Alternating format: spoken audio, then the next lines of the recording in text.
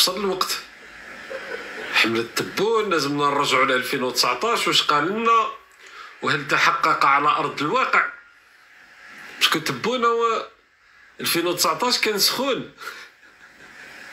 لازمنا نسمعوا شويه التبيبين تاع جماعه العصابه.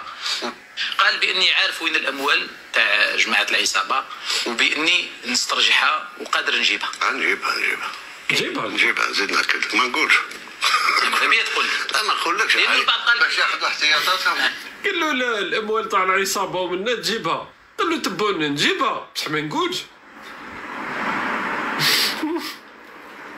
تفكرت كي كنا صغار كي نسقسيو الوالده وين مخبيه المقروض ولا الكاطو هذاك تاع العيد تقول لك ما نقولش.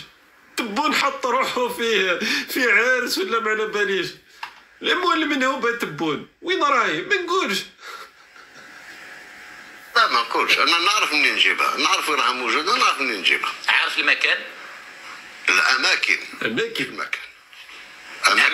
بلدان في بلدان ما نقدرش نزيدش نسال. لا لان امور تتطلب نوع من السريه لا للمتحريين ولا تبون قال لك السريه وقال لك المتحريين. تبون كي كان مرشح للانتخابات عندهم داير متحريين يجد ما فهمناش شكون هما المتحريين. انا يبان لي ولدو خالد تبون لما بعتو عند كمال البوشي اللي دخل 7 قناطر تاع كوكايين. تعرفوا المحاكمه التاريخيه تاع خالد تبون لما سقساه القاضي قال له السي خالد تبون هذا ولد تبون اللي كان في السجن حتى ديسمبر 2019 كي وصل تبون للرئاسه خرجوا. قال له القاضي قال له السي خالد تبون انت واش رحت دير عند هذا كمال البوشي اللي دخل 7 قناطر كوكايين للجزائر. قال له سيد القاضي قال له انا راني كنت عنده 2 قرع ريحه هذوك تاع ديور هذوك باش نديهم للوالده الكريمه رحت جبتهم من عنده. هذاك اول مره في التاريخ واحد يجاوب على قاضي هيك. قال له القاضي صح براءه. نورمال راه عند بارون تاع مخدرات يجيب 2 قرع تاع ريحه الوالده الكريمه اللي هي زوج تبون. حمل راسك نورمال. ولا المهم شحال القيمه يلعب باش يعرف شحال القيمه تاعها. 10 ملاير 5 ملاير 20 مليار. لا نتكلم عن دولار طبعا. قال له 10 ملاير دولار يحصل وين راه 10 يا لطيف اكثر. شحال ما نقولش توصل ما نقولش مازال ما نقولش يا لطيف اكثر. شحال هذا رئيس يا جدك قال له 10 ملاير ما قدرتش نقلدها صراحه. ما نقولش توصل 50 مليار. ما نقولش نعطيك حتى رقم. اسمح لي انا في حصه ما نقولش اصاحبي. احترم رايي. اليوم اولا الكاطو تاع العيد قال له ما نقولش وين مخبي. لازم تحريات اخرى. نعم تعاود تربط الصفقات تعاود تربط الشيء مشتريات في الخارج تعاود تحويلات اللي مدارت بصفه قانونيه وغير قانونيه بين قوسين أصلنا وفي نفس 2019 وراه زاد رغم أموال طائلة سرقت ما هي استراتيجيتكم من أجل استرجاع هذه الأموال المنهوبة؟ نوريك الخطة نتاعي أنا. يصفقوا ما فهمناش على واش يصفقوا. هذه خليها هذه أنا. شوف مجرد ما نعطيك الخطة يتأقلموا معها ويسيبوا لك كونت الخطة. باكيستا من بشو الى الكونتر خطة. ما عليناش ورا البشو هذيك وال10 ملاير دولار والكل خطة والكونتر خطة.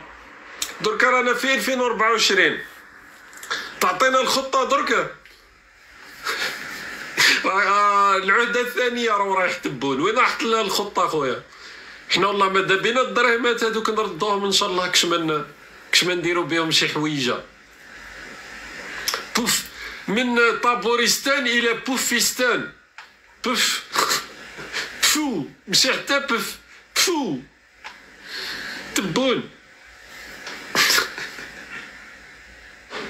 ملاير دولار مدح شرم نص ملاير دولار يحصل وين راح 10 ملاير دولار. يا لطيف كثر شحال ما نقولش. انكرويبل. بوفيستان مرحبا بكم، مرحبا بكم مرة أخرى في بوفيستان دركا ماشي في طابورستان.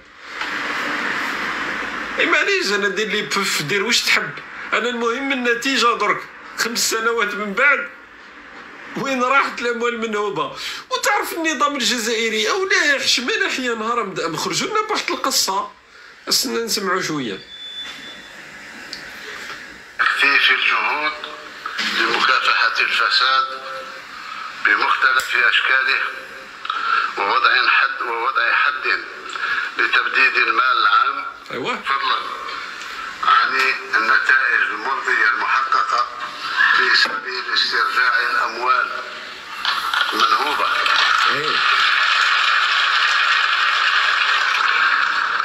وعلى سبيل الذكر لا الحصر لقد استرجعنا من ممتلكات وعقار ووحدات صناعية ما يفوق 30 مليار دولار. تيري برك تيري برك. المهم تيري خويا 30 مليار دولار، مرة قال لهم 26 مليار دولار، مرة قال لهم 50,000 مليار. شغل نهار قلت لهم أنا برج خليفة تبنيه بهم نورمال، لو كان جاو صح استرجعوا الأموال اللي قالوها. مع الأول قال لك 20 مليار دولار، بعد قال لك فقط 22 مليار دولار، بعد قال لك 30 مليار دولار. هنا راني نعطيكم في التسلسل تاع القضية. احنا نعتبر اليوم أن فيه قطاع موازي، اقتصاد موازي يساوي ما يقارب، فيه أرقام نداولها على المستوى الوطني ولا واحد عنده الرقم الحقيقي، ولكن ممكن نعتبر أن فيه ما يقارب من 10,000 مليار دينار في القطاع، يعني مخبية في القطاع 10,000 مليار، 50,000 مليار، 30 مليار، 10 ملاير. تيري برك نظام تيري برك.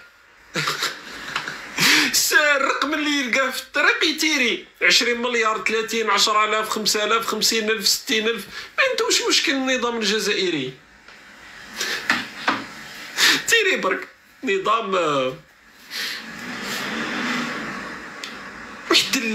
واحد الكوارث مع القوم هادو، مع النظام هذا المتعفن. وصلونا لواحد ما تفهم فيها والو. كي تحلية المياه مليار هذاك النظام الجزائري عنده مشكل كبير مع الارقام. اسنا هذيك ثانيه باش نبقاو في قضيه الاموال المنهوبه والارقام. ومنا من الاموال المنهوبه حنا نهبونا الاموال، تبون حبينا ينهب البحار والمحيطات. يا جدك كي نتفكر باللي في الامم المتحده قدام الجناس كامل يا جدك. ولقد تبنت الجزائر خطة التنمية المستدامة وأدرجتها كأولوية. شوف في الامم المتحده ضمن كل الاستراتيجيات والبرامج المخططة الحكومية، حيث مكن ذلك من قطع وراه يقرا من الورقه مهمة جدا وتحقيق نتائج معتبرة في مسار أهداف التنمية المستدامة، لا سيما في قطاعات التربية، الصحة، البناء، الكهرباء والمياه. تربية بناء كهرباء المياه. فإن بلاد انطلقت ببرنامج تحلية مياه البحر، وسنصل مع نهاية سنة 2024 إلى إنتاج 1,300 مليون متر مكعب يوميا. نورمال 1,300 متر مكعب يوميا. نهب البحار والمحيطات نفرغوهم ما يبقى والو، نشفوا البحر. حنا نهبوا لنا اموالنا، حنا نهبوا البحر. تبون ما استرجعش الاموال المنهوبه، حب يسترجع مياه البحار والمحيطات. عندهم مشكل مع الارقام، 50,000 مليار، 10,000، 30 مليار، مليار و300 مليون. تيري بارك، بصح تيري بارك كي كانت بيناتنا شويه نضحكوا، بصح كي تروح صديقي الامم المتحده ديجا حنا نضلوا مبهدلين قدام الجناز. وبعد يقول لك الولايات المتحده الامريكيه رضخت للضغط الجزائري وما استعملتش حق الفيتو في قضيه وقف اطلاق النار في غزه. الولايات المتحده الامريكيه خافت نفرغوا لهم البحار والمحيطات المحيطين بها. اش بيك تفرغ لهم المحيط؟ الولايات المتحده الامريكيه ردوهم صحراء. حنا شفت الله منطق كي من بعد تولي تفكر. الجماعه اللي قال لك باللي النظام الجزائري فرضوا المنطق تاعو مجلس الامن ومنا، كي تروح تشوف في الواقع راك تلقى الاسم تاع الجزائر وما كانش. وحتى كي تفكر برك بلا ما تروح تطلع على الاحداث تقول كيفاش نظام ارقام تيري برك الاوضاع في الجزائر كارثيه، نظام كما هذا يفرض المنطق تاعو في مجلس الامن في قضيه مثل قضيه غزه مع الشوكر تاع العالم الولايات المتحده الامريكيه، الشوكر تاع المنطقه اسرائيل. ايوا بالحديث ايوا نتوما او الجناس كامل عادوا يضحكوا علينا بما فيهم عرة الجناس اللي هما حسن نصر الله وجماعته. عندنا مده ما حكيناش عليه بصح هو حكى علينا وعادوا يضحكوا علينا شيخين بينا. اصلا نشوفوا كيفاش قاعد يضحك علينا حسن نصر الله بالاصبع السحري تاعو. عندنا مده ما سمعناش. هذه الجزائر مليون شهيد. أنا ما نحط صورته باش التيك توك ما يبلوكيناش. قريت بعض الدراسات بتصحح الأرقام، بل البعض يقول أكثر من مليوني شهيد. تيري برك. طيب لو لم تقدم الجزائر شعب الجزائر مليون شهيد أو مليوني شهيد، اسمعوا مليح ركزوا. لكن هو على اساس انت كي تسمع مع الاول تقول راهو يشكر في الجزائر وراهو يشكر في الثوره التحريريه. اسمع، الجزائر اليوم ما زالت تحت العبوديه والاستعمار والاستبداد والاحتلال. ايه ولا أقيم متاحف في العواصم الغربيه من جماجم الجزائريين والجزائر. قال لك لو كان الشعب الجزائري ما ضحاش ومنا ودار ثوره وكلش، قال لك لا أقيمت متاحف فيها جماجم تاع الجزائريين. كيفاش هذا لا أقيمت؟ او هو ويشر القضيه اللي تكلم عليها الاخوان المسلمين تاع غزه، الجماعه تاع الاخوان تما اللي نهار قال لك باللي الجزائريين مش رجال ما راحوش يجيبوا الجماجم تاعهم، وخاطب ايمانويل ماكرون قال له رجع الجماجم تاع الجزائريين باسكو الجزائريين ماشي رجال وراهم مستعمرينهم البطاطيش. هذه زدتها من عندي. زاد جا حسن نصر الله اقدر ما انجبت البشريه النعل تاع ايران تاع الجمهوريه تاع الشياطين يولي يستقلك مع الاول. زعما انت كي تسمعوا انصار النظام اني شفتهم بارطاجينها وفرحانين، هو ويسب فينا وهما فرحانين. يقول لك المقاومه او يشكر في الثوره التحريريه. هو قال لك حسن نصر الله قال لك لو كان مثلا الجزائريين ما قاموش وما ناضوش ضد العبوديه لا أقيمت جماجم فيها جماجم الجزائريين، متاحف فيها جماجم الجزائريين. وهي موجوده حقيقه الجماجم تاع الثوار اللي موجوده في المتحف الفرنسي، متحف الانسان.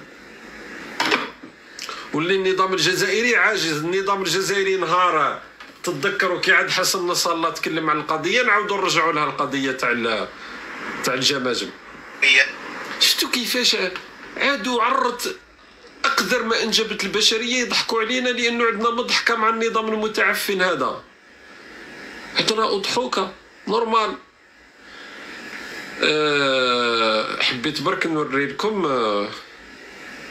استرجاع جماجم. خصنا نشوفوا شويه.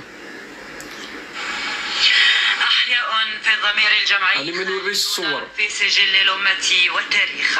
شهداء المقاومة الشعبية الذين تصدوا للغطرسة والعنجهية الاستعمارية في بدايات احتلالها للجزائر. الشعب بباريس واجب شي هذه اللي حابة أننا رفات رجالات الجزائر البرر المقاومون الأبطال شوف في تبون سماء الوطن يرافقهم حفدتهم المخلصون وجابوا الطائرات العسكرية قواتنا الجوية للجيش الوطني الشعبي سليل جيش التحرير الوطني. اشعر رمز قوتنا ليك تبون. وسيادتنا وعنفوان الجزائر السيدة عنفوان كلهم عزة وفخر بنيل شرف مراب. انت كي تسمع تحكمك القشعريرة. جابوا لنا الجماجم وفرضنا على فرنسا. من بعد تتذكروا الناس اللي ما على بالهمش خرج مقال من نيويورك تايمز مقال مفصل، ومن بعد وزير الثقافة الفرنسية قالت نفس الشيء. قال لك باللي الجماجم هذوك فيهم 6 تاع مقاومين حقيقة وقت الاستعمار، الباقي قطاع طرق وحيد كانوا جنود في الجيش الفرنسي. بالإضافة إلى أن نيويورك تايمز كشفت بأن هذوك الجماجم ما همش لم يسلموا للجزائر إعارة، عمرها ما صارت في التاريخ. متحف الإنسان أعارها فرنسا الرسمية، أعارتها للجزائر، سلفتها لنا كشغل راهو جوار في الميركاتو. وهم دايرين نهار شوف كيفاش وفاءهم اللامحدود لتضحيات شهدائنا الأبرار عبر التاريخ، مجسدين التزامهم الأبدي بالحفاظ على أمن الوطن واستقراره وسكينة وطمأنينة شعبه مهما كانت الظروف ومهما اشتدت الخطوط. شوف شنقريحة تانية. المهم أقاموا الدنيا وصلوا من بعد. إياك نعبد وإياك نستعين اهدنا الصراط. كي نشوف الجنرالات انا كيبانوا لك طيور الجنه يقراو في الفاتحه. في التسعينات كي كانوا يقصوا في الرؤوس تاع الجزائريين نورمال، ودركا زعما تلقاهم قلبهم عامر بالايمان. دونك دركا هادو الجنرالات اللي مستفين وقاعدين يصليو صلاه الجنازه قاعدين يصليوها على قطاع طرق في وقت الاستعمار. والنظام الجزائري كان على باله، لانه فرنسا لما سلمت هذوك الجماجم قالت لهم هذا راهو فلان، ولو انه هي تقول الجنرالات وتبون والجماعه تماك شغل راهم يصليو على جدودهم، حركه قطاع طرق هذوك هما جدودهم. دونك طبيعي يعني مش مغربه انهم يصليو عليهم. كي تجي تشوفها حسن نصر الله قال لهم قال لهم لو كان الجزائري ما تحرش من العبوديه لا اقيمت متاحف فيها جماجم. كاينه مقامه المتاحف وفيها الجماجم تاع الجزائر، روح قول النظام الجزائري يجيبهم. وفرنسا لما سلمتهم قالت لهم انتوما نظام لا وزن لا هيبه. فرنسا مقلقه على الجماجم تاع الشهداء الجزائريين اكثر من النظام الجزائري. قالت لهم انتم لا وزن لا هيبه لا مواقف وفيكم الشك. قالت لهم نسلفوا لكم الجماجم ونشوفوا اذا تعاملتوا مليح نزيدوا نعطيوها لكم. اعاره 5 سنوات. درك حتى في الميركاتو عادت الاعارات قليله. احنا جماجم تاع الشهداء الجزائريين ولو انهم قطاع طرق في الاغلبيه اللي سلموهم الى يومنا هذا. هذه القضيه تاع المقال تاع نيويورك تايمز راهي عندها بالك سنه ونصف ولا سنتين دركا. الى يومنا هذا النظام الجزائري ما ردش بكلمه وما كذبش بكلمه وما خرجناش هذاك المستشار في الرئاسه هذاك اللي يتكلم على بلارج. نهار خرجت القضيه تاع الجماجم خرجوا لنا هذاك اللي يحكي على بلارج، قال لك احنا عندنا المجاهد بلارج. ما عرف الجمجمه تاع بلارج هذاك اذا كاينه ولا لا. حتى التاريخ ما احترموهش.